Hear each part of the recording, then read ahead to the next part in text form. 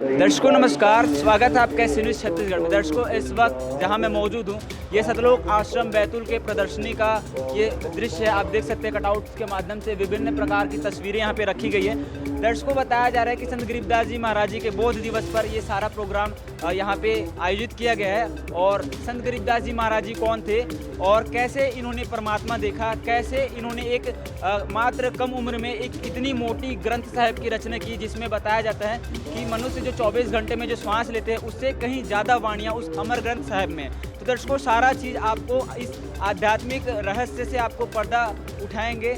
इस आध्यात्मिक प्रदर्शनी के माध्यम से सारे रहस्यों का पर्दा उठाएंगे और बताएंगे कि किस तरह से इन्होंने निज धाम यानी सतलोक के दर्शन की, जिसे शाश्वत स्थान कहा जाता है।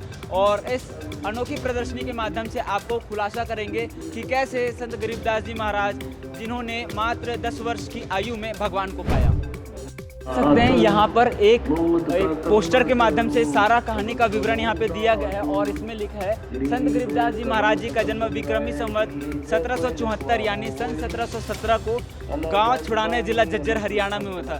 दर्शकों, आपको बता दें कि संत गरीबदास जी महाराज जी अपने नानके में रहते थे, क्योंकि संत गरीबदास जी महाराज जी के जो पिता थे वे मूल गांव करौथा के निवासी थे। तो संत गरीबदास जी महाराज अपने नानके में रहते थे क्योंकि उनके माँ के कोई भाई नहीं थे, जिस कारण से संत गरीबदास जी महाराज जी के पिताजी को उनके नाना के यहाँ घर जमाई के रूप में रखा गया था। दर्शकों, वर्ष था सन 1727 को, जब गरीबदास जी महाराज जी को जिंदा महात्मा के रूप में कबीर साहब जी स्वयं आकर मिले थे। दर्शकों, यहाँ पे इस आध्यात्मिक प्रदर्शनी में कुछ गाइड्स हैं, इनके माध्यम से जानेंगे कि आखिर पूरी कहानी क्या थी, कैसे बालक गरीबदास जी महाराज जी को जिंदा महात्मा के रूप में कबीर साहब मिले और उन्होंने अपने लोक निज धाम सतलोक के दर्शन करवाया, और कैसे संत गरीबदास जी महाराज एक बालक गरीबदास जी महाराज से एक महापुरुष बने। ये सारी आध्यात्मिक सफ़र की कहानी आज हम यहाँ इस आध्यात्मिक प्रदर्शनी के माध्यम से समझने जा रहे हैं। इसको हमारे साथ जुड़ चुके हैं यहाँ के प्रदर्शनी सेवादार एक बहन जी है, इनसे जानकारी लेते हैं यहाँ का जो स्टेज पे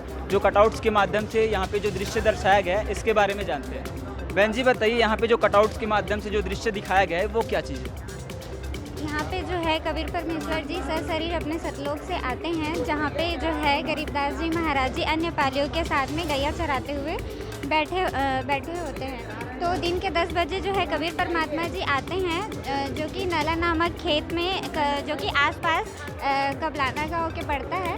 तो जो अन्य पाली जो होते हैं कबीर परमात्मा को कहते हैं कि संत जी भंडारा कर लीजिए। तो कबीर परमेश्वर जी कहते हैं कि भंडारा मैं अपने घर से करके आया हूँ करके। तो बाकी जो पालियाँ होते हैं वो कहते हैं कि ठीक है संत जी, आप भंडारा नहीं करेंगे तो कम से कम दूध तो पीते जाइए, ऐसा करके। दर्शकों, ये आगे का दृश्य है, आगे की जानकारी लेते हैं फिर क्या हुआ जी बताइए। तो कबीर परमेश्वर जी कहते हैं कि मैं दूध कवारी गायों का पीता हूँ करके। तो पालियाँ बोलते हैं कि आप कैसे मजाक कर रहे हैं संत जी, कवारी गायें दूध कैसे दे सकती हैं, ऐसा करके। तो फिर जो सबसे छोटे जो संत गरीबदास जी महाराज उन पालियों के बीच थे, वो अपनी सबसे प्यारी बच्चिया को लेके आते हैं, फिर उनको यहाँ उनके सामने ला के रख देते हैं। फिर बोलते हैं कि संत जी ये तो अनटच्ड है, ये दूध कैसे देगी, ऐसा करके। तो फिर परमेश्वर कबीर साहब जी बोलते हैं कि आपके पास कोई पात्र हो तो वो ला के दो। तो फिर गरीबदास जी महाराज जी एक पात्र ला के देते हैं। फिर कबीर परमेश्वर जी गाय पर आशीर्वाद भरा हाथ रखते हैं। फिर जो है उनके स्तनों से ऑटोमेटिक जो है दूध आने लग जाता है, और जैसे ही पात्र भरता है फिर दूध बंद हो जाता है। दर्शकों, आपको यहाँ पे एक इंटरेस्टिंग और रोचक जानकारी मिलेगी, क्योंकि यहाँ पे जो कवारी गाय थी वो दूध दे रही है। एक जिंदा महात्मा के रूप में जो आए संत थे, वो उनके आशीर्वाद से कवारी गाय दूध दे रही है। ये काफ़ी इंटरेस्टिंग बात है। और बहन जी, हम आपसे जानना चाहेंगे कि जो इस तरह से कवारी गायों से जो दूध निकालते हैं, तो ये क्या कोई जादू जंतर का है या कोई भगवान की लीला है, क्या है ये जो है वो कबीर साहब जी की लीला है। और जो परमेश्वर कबीर साहब जी है, उनकी जो परवरिश है वो कुंवारी गायों के दूध से ही हुआ है। और ऐसा कहाँ लिखा है? हमारे जितने भी ग्रंथ हैं, हमारे ऋग्वेद, यजुर्वेद, सामवेद, इन सभी में प्रमाण है इसका। अच्छा, फिर बताइए आगे कहानी में क्या घटता है, क्या कैसे होता है? क्या ये जो दूध निकला था उसको सब बालक पीते हैं या फिर केवल जो जिंदा महात्मा में आए थे वही दूध पीते हैं? जब वो पात्र भर जाता है, फिर जब वो दूध बंद हो जाता है तो उसको सर्वप्रथम कबीर परमेश्वर ग्रहण करते हैं। फिर इधर दिखाइए सारा विजुअल। फिर उसके बाद में जो बचा खुचा प्रसाद जो दूध बचा होता है उसको अन्य पालियों को पीने को कहते हैं। तो अन्य पाली जो समझदार थोड़े होते हैं वो कहते हैं कि आप जातु जंत्र का दूध निकाले हो तो हम इसको नहीं पिएंगे, पता नहीं आप किस जात के हो, ना किस वर्ण के हो करके। तो गरीब सब चले जाते हैं अपने खेतों पे काम करने के लिए।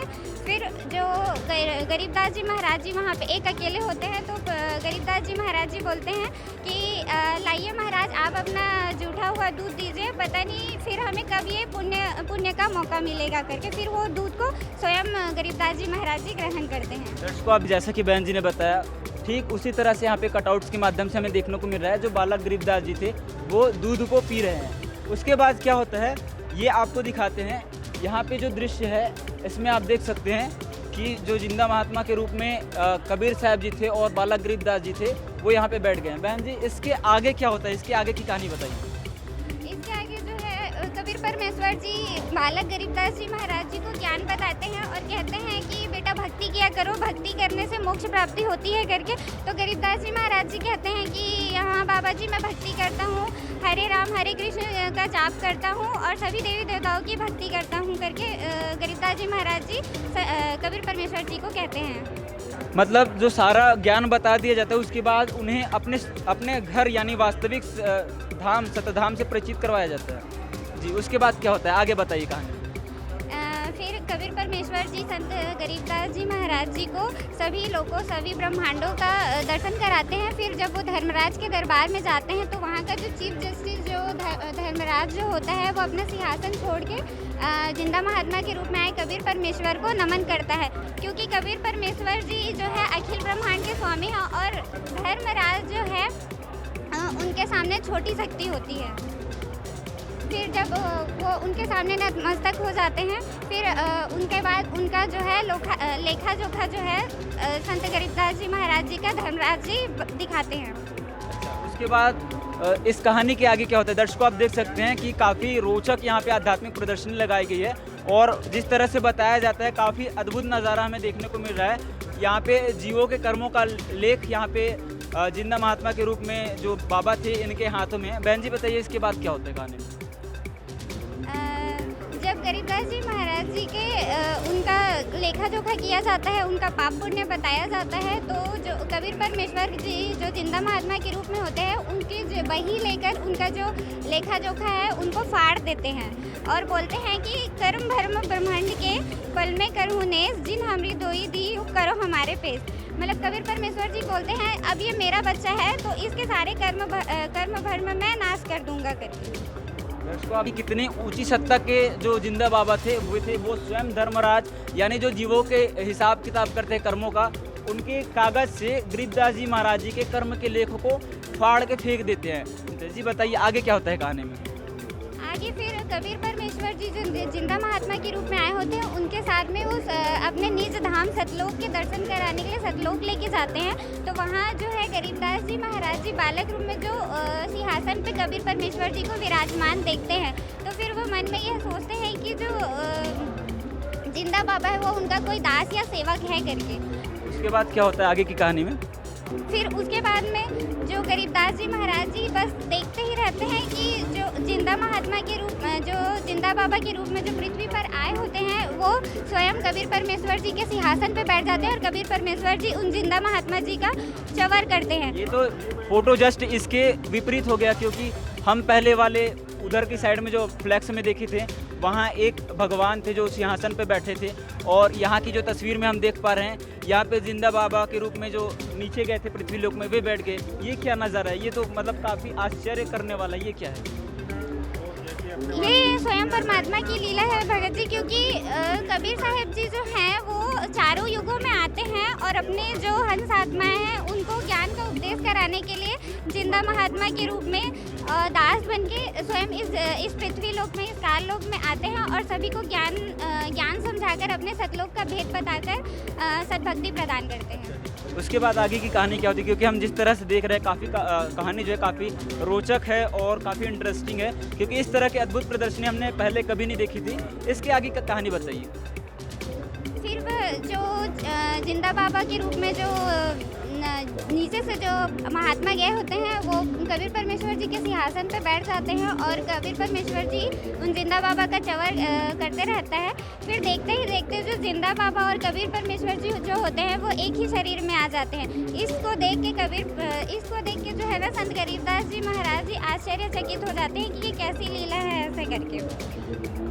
इसको आप देख सकते हैं, जैसे बहन जी ने बताया कि दोनों एक शरीर में हो जाते हैं। केवल जिंदा महात्मा के रूप में जो नीचे से गरीबदास जी महाराज को लेकर आए थे, केवल वही सिंहासन पर विराजमान होते हैं और जो चमर होता है वो अपने आप हो रहा है। दर्शकों, प्रदर्शनी में आगे की कहानी क्या है इसके बारे में हम यहाँ के एक और सर है इनसे जुड़ेंगे और जानेंगे। सर, आगे की कहानी क्या होती है? जैसे बालक गरीबदास जी जीवित होते हैं उसके बाद की क्या घटना है? जी, बालक गरीबदास जी जीवित तो हो जाते हैं, उसके बाद 3 वर्ष तक, है ना, 3 वर्ष के बाद जो गोपाल दास जी थे, दादूपंथी थे और उस समय के काफ़ी जाने माने एक संत थे वो और ज्ञानी पुरुष थे। तो जो लोग थे वो उनको बताते हैं गरीबदास जी महाराज जी के बारे में कि हमारे जो गांव की लड़की का जो लड़का है, जो बालक है, वो पागल हो गया है, बावला हो गया है और अजीब सी वाणी बोलता है जो हमें बिल्कुल भी समझ नहीं आती है ना।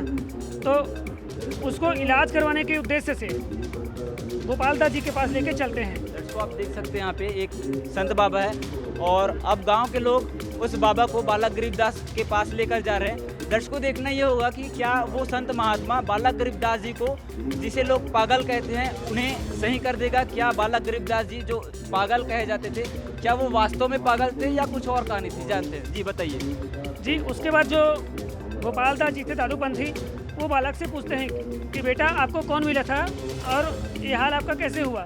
तो उसके बाद जो गरीबदास जी महाराज जी हैं वो परमात्मा द्वारा फीट की गई जो वाणी है उसको बोलते हैं कि अजब नगर में ले गए हमको सदगुरुआन, झिलके भीम अगाध गति, हम सूते चादर तान, हम सुल्तानी नानक तारे दादू को उपदेश दिया, जाति जुलाहा भेद नहीं पाया, काशी में ही कबीर हुआ। और इस वाणी को सुनकर जो दादूपंथी गोपाल दास जी थे वो एकदम गदगद हो जाते हैं और कहते हैं कि लोगों, पागल ये नहीं है, पागल तो आप लोग हो गए हो, ये तो परमात्मा की अमर वाणी बोल रहा है जी। उसके बाद क्या होता है? उसके बाद आगे जब गोपाल दास जी काफ़ी आध्यात्मिक व्यक्ति थे, तो जो आध्यात्मिक व्यक्ति है ना उस शब्दों को पकड़ लेते हैं, तो उनको पता चल गया कि ये अनमोल ज्ञान है। तो उन्होंने आग्रह किया गरीबदास जी महाराज जी से, उस 13 वर्षीय बालक से, कि इस वाणी को ना महाराज जी आप लिखवा दीजिए। तो उसके बाद गरीबदास जी महाराज जी ने कहा कि वाणी को आप पूरा लिखेंगे तो ही मैं लिखवाऊंगा, यदि आप आधे बीच में छोड़कर चले गए तो मैं वाणी नहीं लिखवाऊंगा, ऐसा करके। तो गोपाल दास जी ने कहा कि मैं घर से पूरा फारिग होकर आ रहा हूँ और भगवान पाने के लिए निकला हूँ, तो मैं पूरी वाणी लिखूंगा। और 6 महीने तक ये वाणी गरीबदास जी महाराज जी द्वारा जो बोली गई वो वाणी गोपाल दास जी ने पूरी लिखी और जो आज सतग्रंथ साहिब के रूप में लगभग 24,000 उसके अंदर वाणियाँ हैं और जो आज उसका पाठ चल रहा है भगवान के देश से। दर्शकों, आप देख सकते हैं काफ़ी इंटरेस्टिंग बात जानकारी हमें मिली कि एक बालक गरीबदास जी जो 13 वर्ष के थे, उन्होंने अमृतवाणी कही और दादूपंथी संत गोपाल दास जी ने वो वाणी लिखी लगभग 6 महीने में। और बताया जा रहा है कि लगभग 24,000 वाणियाँ उस अमर ग्रंथ साहिब यानी सदग्रंथ साहिब में था। तो इस तरह बालक गरीबदास जी ने जो परमात्मा की अमृत वाणी लिखी थी, तो वो सारा इस अमर ग्रंथ में लिखा गया है। और जैसा कि इन्होंने बताया कि यहाँ पे जो पाठ होता है, आप देख सकते हैं कि वहाँ पे जो मोटी सी ग्रंथ रखी गई है, यही अमर ग्रंथ साहिब है और इसका हर समागम में पाठ होता है। सर, इस पाठ के पीछे महत्ता क्या है? किस महत्व को लेकर ये पाठ की जाती है, या फिर यूँ कहे दूसरे शब्दों में कि इस पाठ की बेनिफिट क्या है, क्या लाभ है? दास बताना चाहेगा। इस पाठ से पूरे जो यहाँ का वातावरण है वो शुद्ध होता है, क्योंकि इसमें पुण्य परमात्मा की वाणी है और ये बहुत ही अमर वाणी है। इसके एक एक शब्द से ना पृथ्वी में इतना मतलब पॉजिटिव एनर्जी उत्पन्न होता है, बहुत ज़्यादा।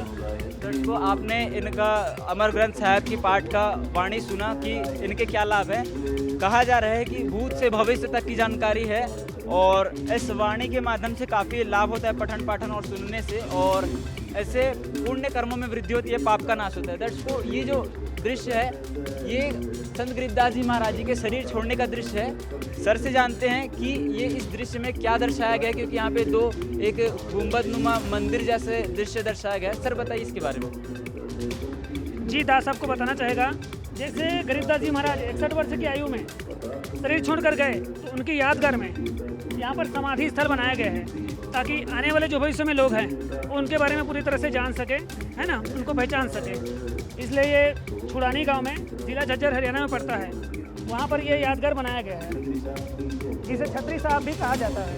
जी, और ये जो दूसरा मंदिर दिख रहा है, मंदिर नुमा जो स्ट्रक्चर है, ये क्या चीज़ है? जी, तो गरीबदास जी के एक घूमन नाम के भगत थे, जो है ना प्रत्येक जो पूर्णिमा होती थी छुड़ानी में दर्शनार्थ जाया करते थे। तो श्रावण करते की जो पूर्णिमा वो छुड़ानी पहुँचे, तो सेवक की सच्ची श्रद्धा देखकर, है ना, सेवक की सच्ची श्रद्धा देखकर महाराज जी ने कहा कि इसके बाद आप यहाँ मत आना, है ना, मैं स्वयं आपको वहीं पर आकर दर्शन दिया करूँगा। मतलब जब गरीबदास जी महाराज जी ने 61 वर्ष की आयु में सन 1778 को शरीर त्यागा, उसके बाद यहाँ प्रकट हो गए। यहाँ प्रकट हो गए दोबारा से। अच्छा, यहाँ पर थोड़ी समझने वाली बात है कि वो स्वयं परमात्मा ही थे, कबीर साहब जी ही थे। तो यहाँ पे जैसे हमें देखने को मिल रहा है कि सन 1778 से सन 1813 मतलब 35 वर्ष की आयु तक के इस जगह पे यानी सहारनपुर उत्तर प्रदेश में रहे। दोबारा से प्रकट होकर यहाँ उन्होंने लीला की, है ना, उसके बाद शरीर छोड़ा, तब ये यादगार थी। तो दोबारा से यहाँ पर यादगार बनाई गई। तो दर्शकों, ये काफ़ी अच्छी जानकारी हमें मिली और काफ़ी रहस्यमयी जानकारी है कि किस तरह से संत गरीबदास जी महाराज जी ने पहले तो गांव छुड़ाने में अपना 61 वर्ष की आयु में लीला में सारा जो भी उन्होंने लीला की, उसके बाद जब शरीर छोड़ा तो छतरी साहब का एक निर्माण किया गया और आगे सहारनपुर में उसी सन में जन्मे, मतलब उन्होंने लीला की और लगभग 35 वर्ष की आयु तक के रहे और फिर जब शरीर त्यागा तो सहारनपुर में एक और मंदिर नुमा छतरी साहब का निर्माण किया गया। तो दर्शकों, आपने देखा और जिस तरह से यहाँ पे जो गाइड मौजूद थे उन्होंने बताया कि सारा किस्सा कहानी क्या है और ये वास्तविक सद घटना किस तरह से हुई थी, ये सारा वृत्तांत यहाँ पे प्रदर्शनी विजुअल कटआउट्स के माध्यम से बताया गया है। काफ़ी रोचक आध्यात्मिक प्रदर्शनी है और इस तरह से बालक गरीबदास से आगे ये चल के एक महान संत बने और हरियाणा में अब गरीबदास जी महाराज जी के नाम से जो गांव छुड़ानी जिला झज्जर हरियाणा के निवासी थे, संपूर्ण हरियाणा जानने लगा है। तो दर्शकों, इस तरह से बालक गरीबदास से एक महापुरुष तक का सफ़र संत गरीबदास जी ने तय किया और परमात्मा को उन्होंने पाया और परमात्मा के निज धाम यानी सतलोक का ज्ञान अपनी मोटी अमर ग्रंथ साहब में की और इस तरह से सारा भूत भविष्य से लेके सारी चीज़ उन्होंने अपने इस पवित्र ग्रंथ में रखा। तो दर्शकों, आज की इस आध्यात्मिक प्रदर्शनी में बस इतना ही। धन्यवाद।